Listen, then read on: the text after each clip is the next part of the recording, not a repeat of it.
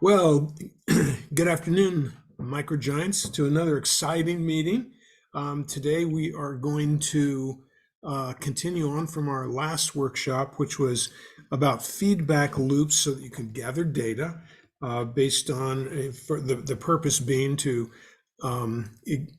have the right data in your business in order to be able to make a good assessment of how you're doing and develop some analyses on that. And so here we go. So what are the basics? Now we've talked about this, and Ed has done some other meetings where we've talked a lot more about finance, and so we'll refer you at the end to some of the tapes that we've done before on that. But basically, what do you care about? And obviously sales, whether you're increasing or decreasing. And I want to emphasize trends, increasing or decreasing trends, because it's one thing to know where we are now. It's another thing to be able to try to get a little bit of a trend so that we can see where we might be in the future.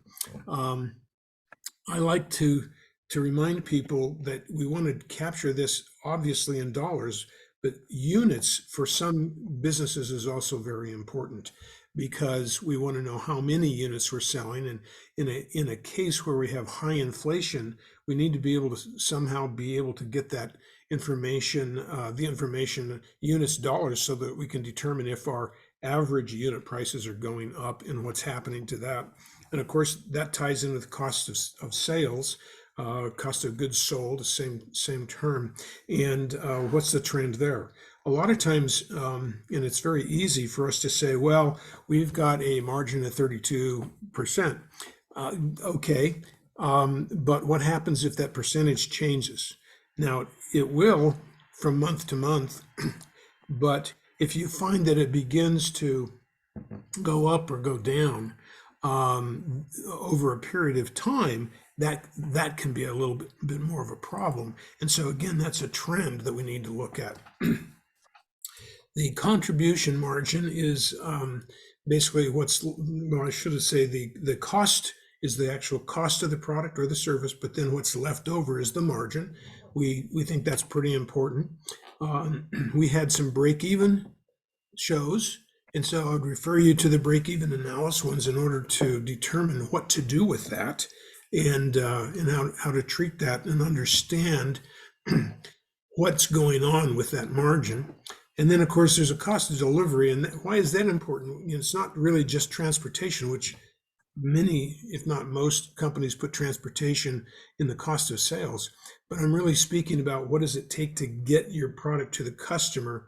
It might take a sales team or quasi-sales team to be able to go out and get people, say, started if it's a service.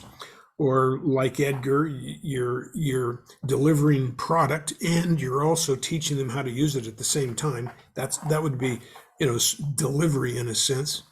And then if you happen to be a business to business or B2B, there are some other things that you need to be able to gather data that you need to gather and look at the industry and sub-industry, and of course niche level, the market, as well as a geographic view. And we'll be doing some examples of some of those kinds of things. So basically, then you've got under your analysis the financial statements and ratios, and we're not going to really talk too much about that because we've done that quite a bit. Ed's done an awful lot of work there. And then, of course, that kind of includes operational. I separated that because operational may not actually show up on the financial statements, and in manufacturing, you've got all the work in progress and a variety of other data points that you need in order to be able to do an analysis.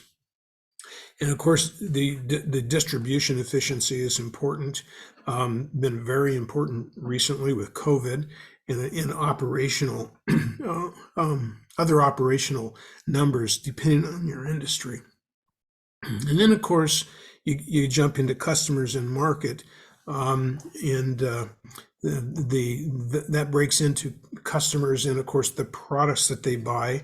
I'm not sure that that category is exactly right. Products have to be looked at in an individual basis. I've got some examples on that. And then, of course, markets we've mentioned already. We also have quite a few programs on markets and how to analyze a market. That's a little different than just keeping your own numbers. So we'll talk about bringing in outside. Last time we talked about bringing in outside data to do that. And then, of course, competitors. So here's something that I wanted to throw in. And Ed, I think you're going to recognize this. I think I sent this to you a long time ago. Now, this is hard to see on this little screen, so I apologize. But, and it's kind of involved. So it's really a conceptual issue. And that is when we talk about doing ratio analysis, people like Ed, kind of do that as second nature. This is the DuPont chart, which apparently DuPont developed many years ago. To give you an example, I got this chart in 1974, and I've used it over the years to try and do ratio analysis. And of course, a lot of times you go, I don't need that number and I don't need that number. And well, that may be true. But here's the thing. Over here on the on the right-hand side, you know what your sales are, you plug it in. That's 100% of your sales. You know your cost of goods sold, you plug it in. It calculates your gross margin. Your variable expense, you throw that in, and now you calculate the percentage there. Fixed expenses, you put in dollars, etc. And then it calculates your total expense. And then what spins off of that is your operating profit, and your profit margin, your return on assets, and your return on net worth. These things are things Ed loves. He loves to see the real numbers all the way down. And they're not that fun to do. If you don't know how to do it, it's not that easy. That's why I like this cheater thing right here. And then you go on down to, there's an inventory and accounts receivable and some other asset stuff. So this is just a really convenient sheet. And once you begin to look at some of these numbers, and then you find out what are the industry averages, boy, it really gives you an opportunity from a financial standpoint to really understand what you're doing and how to go forward. And as I mentioned, there's an awful lot of other stuff that we've talked about, and there'll be links at the end.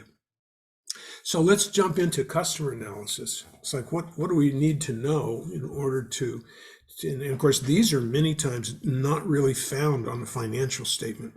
What's the contribution to sales? Now we've got sales from revenue numbers from our financial statements, but what is the contribution by category of customer, for instance, or the contribution to margin by category of customer? Or maybe you break your sales into, instead of categories of customers, categories of products. Like in a women's clothing store, you might want to know what your ready-to-wear is versus, say, evening dresses, etc. So there are different categories that you may want to keep track of. Your cost of sales and delivery, of course, are going to be important, and then this kind of repeats on the business to business. So this is so we're trying to ease in here to analysis, and it's a big subject. And I've thought about this a long time. Many of the people I've worked with over the years never really grasp the analysis side of it. And I don't quite understand that, because my whole brain is built to kind of do analysis for some reason. I know, John, you're a lot the same. I know, Ed, I don't know if that's natural for you, Ed, but I know you've learned how to do that. Yeah. So, but for instance, you take a look at a chart like this, what does it mean to you? And in this particular case, it might mean something like, well, I can see that we're going from April through September. And so if this is revenue, these are obviously seasonal products. Okay. What else does it tell us? Well, here's one here that flattens out as, much lower than the other ones, and so that's a little bit lower than the others.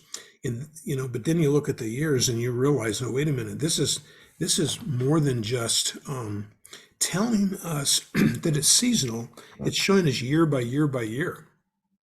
And so really this 2017 is this line here. See this huge spike, and then it begins to drop.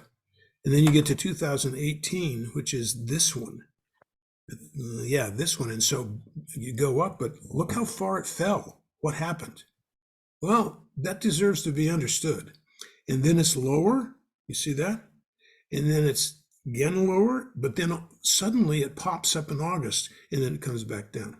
What happened to that? Why did that happen? And so you can see that you sort of develop trends until the final year here, 2020, you started a little bit later and you pop up, and then it really pops up. And you get back up to this very first number up here, and then it falls down. Well, what does that tell us? And there could be a lot of reasons for it. I'll tell you, in this particular case, it happens to do with the sales volume of peaches. So then, you kind of go, oh, what's the deal with that? I mean, look at these great months over here in May, but this particular year we didn't sell any.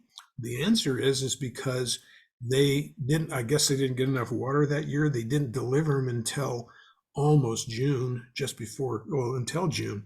And so it spiked up in June. And then for whatever reason, and I think it had to do with additional promotion because you bought too much stuff. You had to promote it and you had to get rid of it. See, so, and it could mean a whole lot of other things too. Do any of you see any patterns in there that you could that reveals information? Well, I was looking at it from a COVID standpoint. And okay. No, I was thinking, okay, maybe this had a correlation to how people were gathering together and spending time together, and the fact that, I didn't know what the product was, but it seemed to be linked with our inability to gather together. And so, that was an overlay that I brought in for a couple of those years. It was a non-symmetrical couple of years in the middle of COVID. Mm-hmm. And then it reverted back to a more symmetrical model. So, yeah. So, anomalies. And so in a case like that, you can say, well, we can explain it, but then take a look what's happened because of COVID, where so many people have gotten caught with too much inventory. I mean, we're still in this huge mess because of COVID, because people built up their inventories because the demand was so high. And they were trying to satisfy the demand, satisfy customers, and now they're sitting on a bunch of inventory. I heard the other day that Nike's inventory is 65% higher than normal. Now, those are goods that are obsolete in 6 months. That means you guys who like Nike are going to be having a great sale here in a few months. And you want to get out and buy as much Nike as you can for like the rest of your life. It's like buy 10 pairs and you're going to save a lot of money on it because they have got to get rid of this stuff. So then what they do is they satisfy the demand.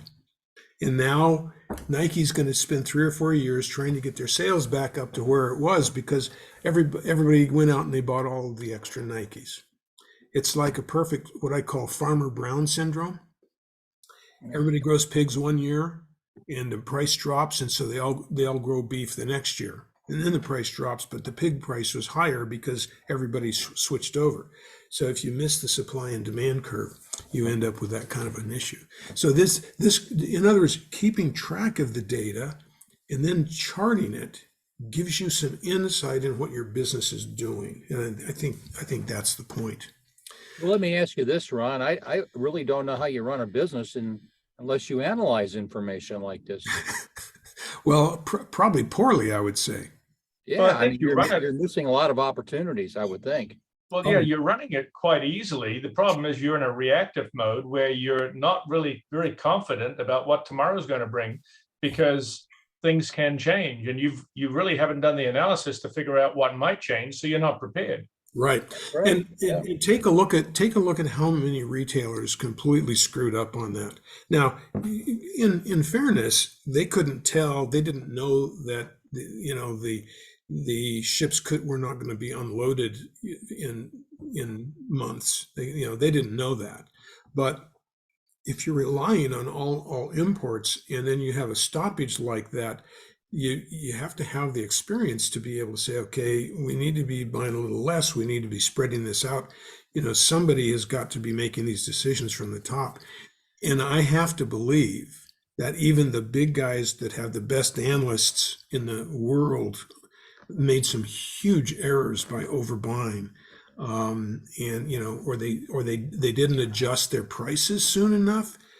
Had prices gone up faster, of course now we have inflation, but had prices gone up faster, demand would have slowed, and maybe the inventories wouldn't have been wiped out, like in toilet paper, for instance. If you had allowed toilet paper to go up in price to the demand, the price people would be barely willing to pay, then what happens is that you don't have them hoarding toilet paper. See, but nobody did that. And as a result, I mean, a few people probably did, but everybody calls that, taking advantage of the customer or of the situation. But in fact, what it does is it helps mitigate these spikes in supply and demand.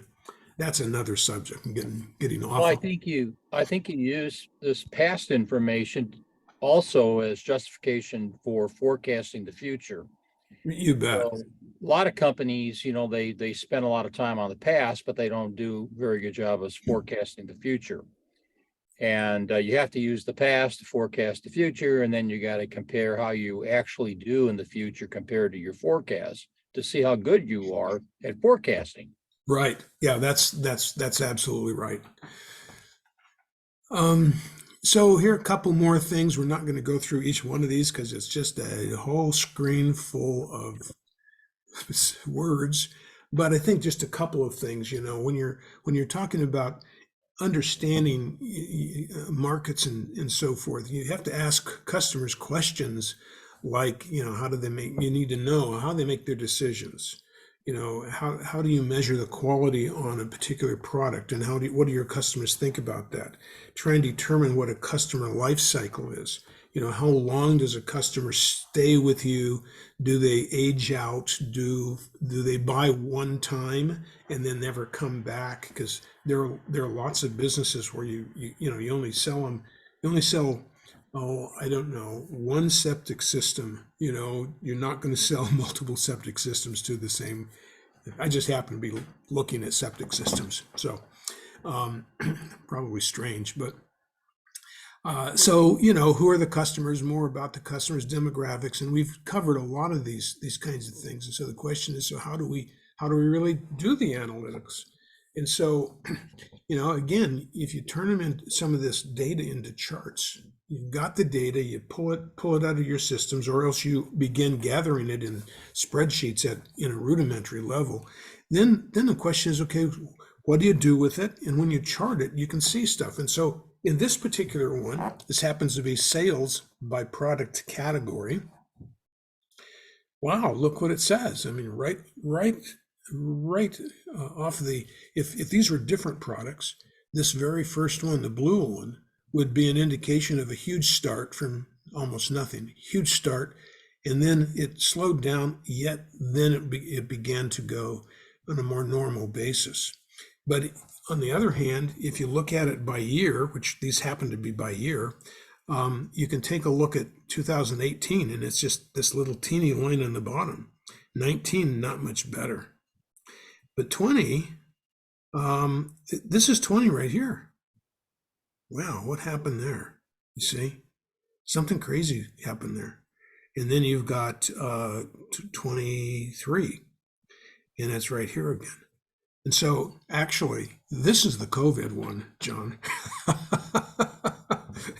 Because this particular product shot through the roof in, well, March of 2020, and there it is. There's when COVID hit. So it managed to go throughout the whole year pretty high, and then it dropped to this level, still pretty high compared to the others. And then you get down to 2023. Let's see. Oh, so here it is. Here it is. We're right back down to a normal level. So what is this product? I don't know what it is. It's some sort of a dairy product. Oh, it is part of a dairy product. Yeah, yeah. Okay. I don't know which one. I mean, I took it off, but there's no doubt that this is following COVID. And so, Ed, you're going, well, okay, what's going to happen next? So Ron, this is obviously a consumable. This is a individually consumable product. Yes, correct? it is. Yes. Okay. And is it something that is consumed fresh or with a lifespan on it?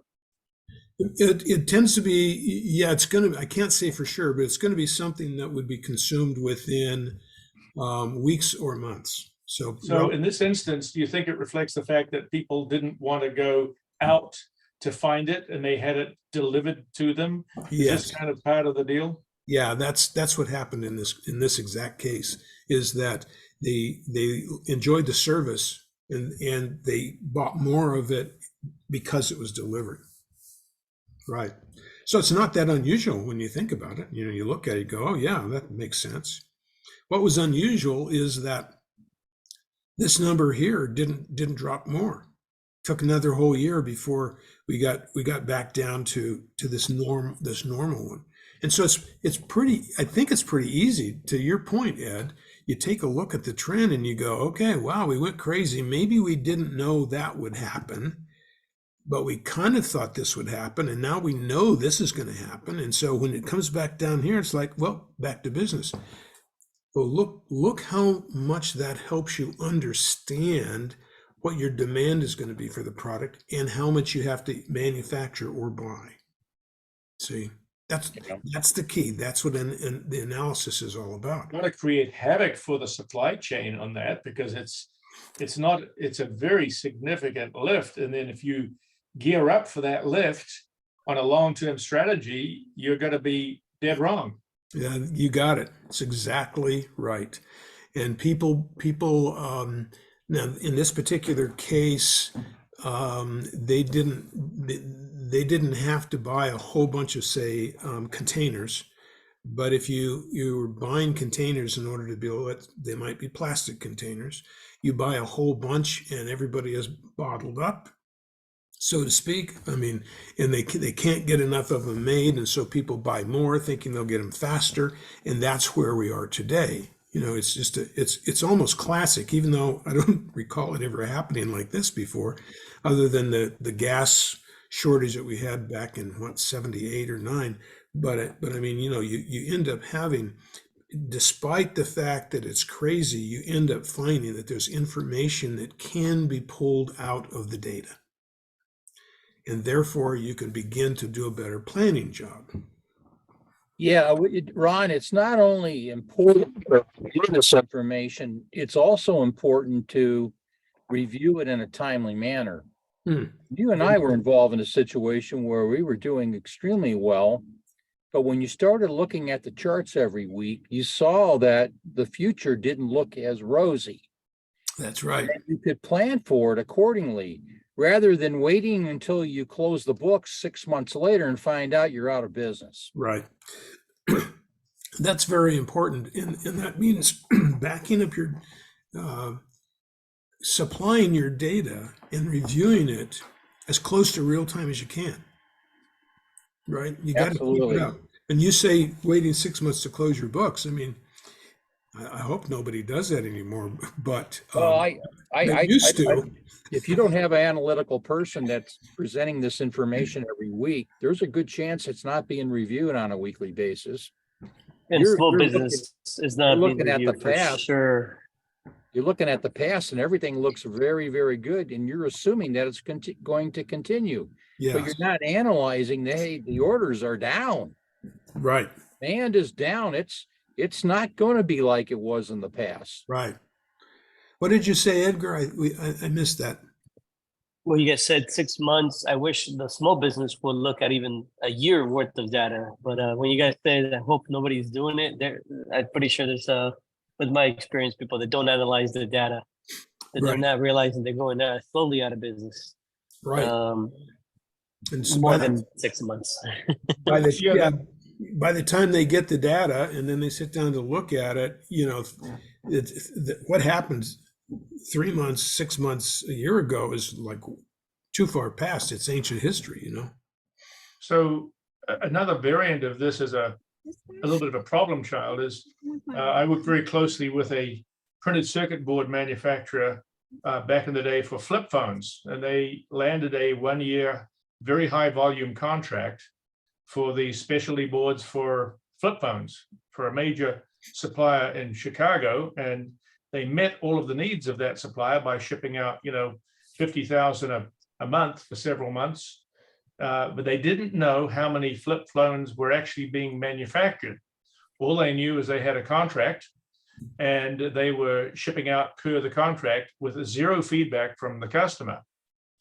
4 or 5 months into it, they had some errors of some of the manufacturing that was done 4 months earlier because they got hygroscopic. They got exposed to moisture, and they ended up having 4 months of supply returned to them for full credit, and that because they hadn't been used, they actually went out of business. It was a $2, $3, $4 million contract, and it actually did them in. Wow. And they ended up going out of business, and they had nowhere to stand. And in part, if they had known the rate of consumption, they would have been able to offset it. But no, this particular company just took their guaranteed supply and stored it in maybe an inappropriate place. And then when they came to use it, it had humidity contamination. So, Right. Yeah. and it cost them the lack of analysis in this case cost them the company, not just No, income. the whole thing. Unfortunately, yeah, those kinds of things do happen. And when they don't go broke, they really hurt the company a lot anyway, even though they might make it through. So, yeah, I just wanted to kind of pull a few of those examples. I think we had some pretty good comments there. And actually, John, you kind of did a good summary to illustrate what happens when you don't take a look at the analysis. What other things should we talk about in terms of analyzing numbers, whether of any type, that we ought to summarize for everybody? Well, I like one of your first slides where you looked at the gross profit margins. And I think it's really important to be able to identify the gross profit margin of the various products that you sell, so that you can determine which ones are more profitable, so you can focus on those for the future to make more money. Right. By either lowering the cost or emphasizing the high ones a little more, or whatever. Yeah. Well, I I mean, have sometimes you think every product's making the same margin, but when you do the analysis, that's not usually the case, and you're usually surprised. Some products are doing much better than others. Yeah, I would absolutely agree with that, and just throw the analogy out again, and that is that if you have sales and you don't have subcategories for sales, you assume that everything applies to that, when in fact you have this range. And I've mentioned this to everybody before, but taking an average is so dangerous. And the story that I always like to use is when the Boy Scout troop, the Cub Scout troop, goes to the Boy Scout troop and says to them, how deep is that river? And the guy says it averages 3 feet. And so the Cub Scouts proceed along, all being 3.5 feet tall. The only problem is that they all fall into a 4-foot hole and they drown. The averages were correct. Yeah. But the problem is you had such differences in the height of the scouts that it was fatal to some of them. So I'm going to throw a contrarian position in for you, Ed. Spent quite a bit of time in electronics manufacturing, and one of the several segments was printed circuit board manufacturing, which we just mentioned to you. We had a very high volume client that had back in the day what would be called punch and crunch manufacturing. And by their contractual obligations in the high volume punch and crunch was very good. They were very profitable because they were very automated, and they had got wonderful dies and people to keep the machines running, and they kept good compliance. They had a section of their business, about 5% of it, that was doing prototypes. And we all knew that the prototype production, not only was it disruptive for the company, but it was also a loss leader in the sense that it was not at all as profitable as the volume production. However, the individuals who ran the company, who were marketing specialists, said, if we don't have the prototyping end of our business, we will never get a look at the manufacturing end. So what they did is they were quite okay with the fact that the prototyping in terms of manufacturing cost was marginal, to say the least. It possibly broke even, but they did it as a service to support their high volume manufacturing clients and to make sure that they were the ones that were in the beginning to help them develop the product. And it really was if you did it from straight economics, you'd say, we're not going to do any prototypes anymore. All we're going to do is high volume. But if they'd done that, they would have been out of business in 2 years. I think you're really accurate on that. You got to look at the whole thing, and you have to understand how certain products impact other products. And obviously, if you got rid of a line that wiped out all the other products, that probably wouldn't make any sense, would it? So that's right. That's a very good point. You got to look at all your different products and how they relate to one another. And if you shut one product down, how is it going to impact your sales of all the other products that remain? Mm-hmm. That's a very good point. Right. So what we would do is when we would find a new client that wanted prototype production, the debate would be then we had to go back and provide a business case for why doing manufacturing prototype production for this new client was valuable. In other words, did this new client, have legs on it? Was it possible they could go to volume production? Or are we just helping them get to 1,000 or 2,000 a year or 1,000 a month, which wasn't going to make it for us? You know, so that then became, and so basically we said, yes, we do prototype work, but we do it for clients that we partner with, and we're going to journey with them to help them go to high volume. If you don't have a plan to go high volume, then there's a lot of other people who could perhaps do it better than we are. So when you did that, did you tie them in contractually to X amount of volume down the road, assuming they adopt it? Of course, you may not get the thing engineered right, but assuming they adopt it and they go, the fear would be that they'll just switch to another cheaper manufacturer. I mean, so how did you structure those deals? So yeah, so how it was a very relational sale. So what we would end up doing is we would work with the engineering guys, work with the management of the company, because in the end, we needed to know who owned and ran the company. We needed to kind of do a business assessment on the company, and then we would take them to do a plant tour. We said, look, we're serious about supporting you. We need you to show you're serious about coming up and looking at our facility and understanding how we do business. Because we had, 200-300 people. We had a lot of land and equipment and a high degree of sophistication in the high volume business. And we're basically like, we'll work with you, but you need to know where we would like to help you with. And so at some point they'd say, well, that's not us. And they say, that's fine, no big deal. So it was the relational hook. It wasn't a contractual hook.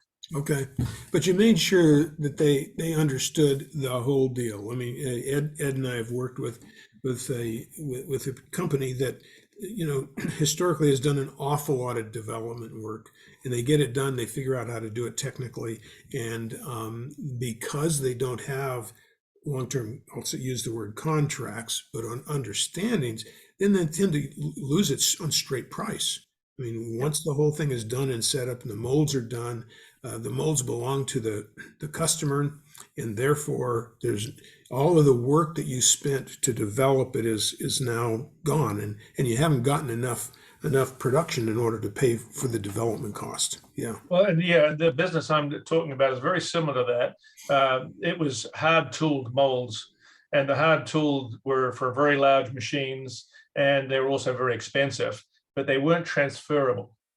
So at some point, when you invest $50,000 in a tooling setup, you're pretty serious about getting production out of it.